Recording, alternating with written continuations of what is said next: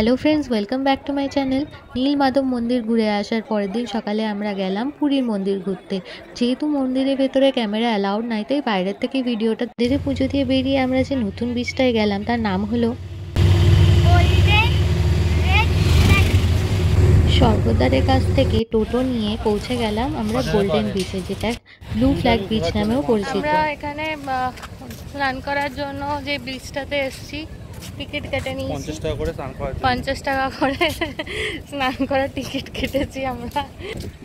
Golden ব্রিজটাতে enter করার পর দেখলাম এন্ট্রান্সটা খুব সুন্দর গাছপালা দিয়ে ঘেরা, আর সামনে সমুদ্র সৈকতের কাছে রয়েছে বসার ব্যবস্থা। যদিও বা আমরা এখানে এন্ট্রি ফি দিয়ে ঢুকেছিলাম, তাও সিটের জন্য ছিল আলাদা চার্জেস।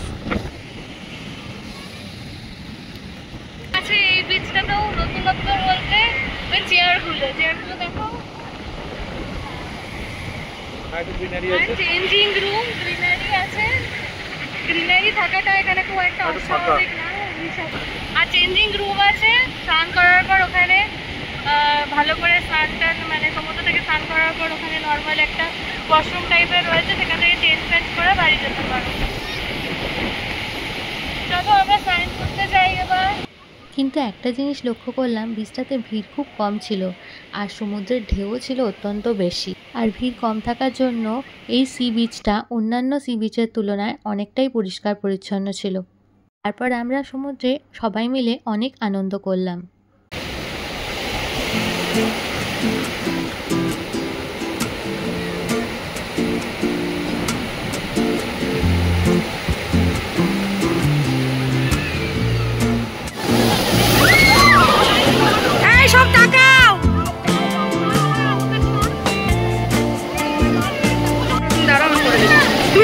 তুমি যাও তিনজন যাও অপরূপা যাও।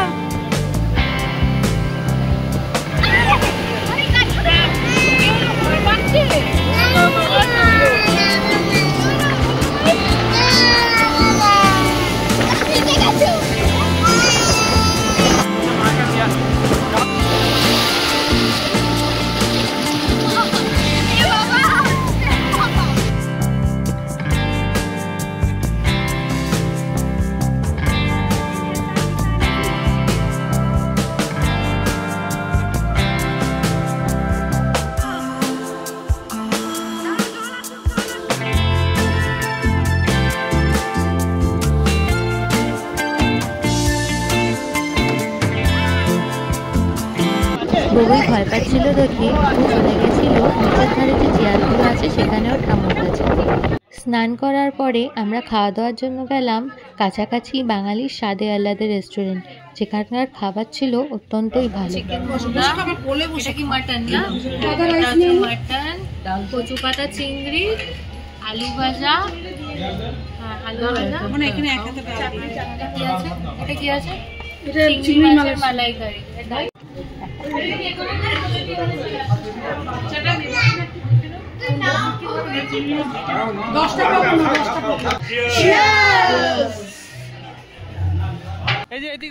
খাওয়া দাওয়ার পরে আমরা চলে গেছিলাম আবার একটু সি বিচে, কেননা আমাদের পরের দিনকেই যাওয়ার ট্রেন ছিল আর কিছু শপিংও করার ছিল তার আগে।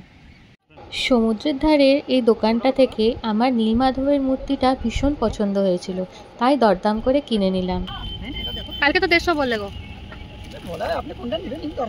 এটা স্টোন কি স্টোন না, এটা কি করে তুমি বুঝবে স্টোন কি স্টোন না? কতটা মানে স্টোনের না, stone dust, only stone dust.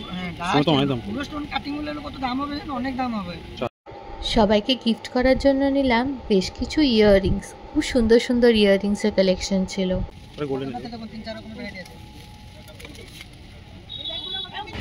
তারপর বউই ডাব খাওয়ার বায়না করলো, তো ওকে একটু ডাব খাওয়ালাম। কোন ডাবটা খাবে ও নিজেই পছন্দ করে দেবে।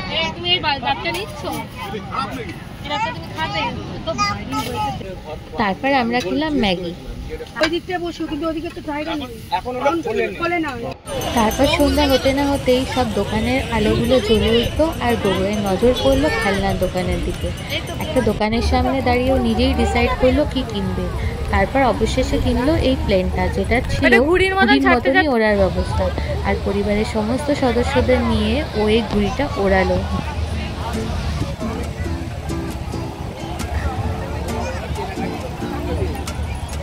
এই তো ভালো উঠছে।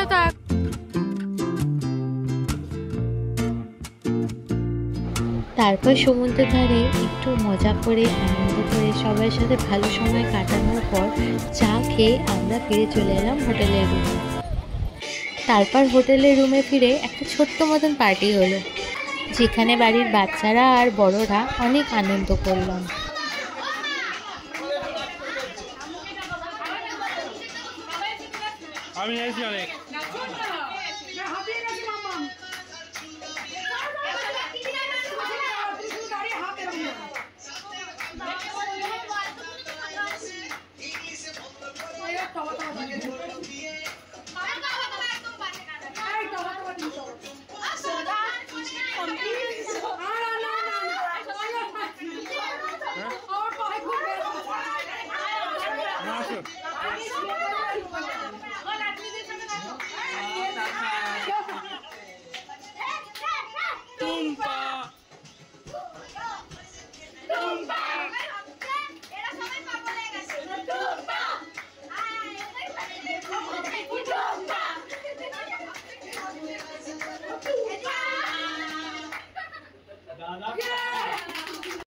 ব্যাস পুরীর আনন্দ শেষ করে আমরা সবাই আবার ট্রেনে উঠে পড়লাম বাড়ির উদ্দেশ্যে।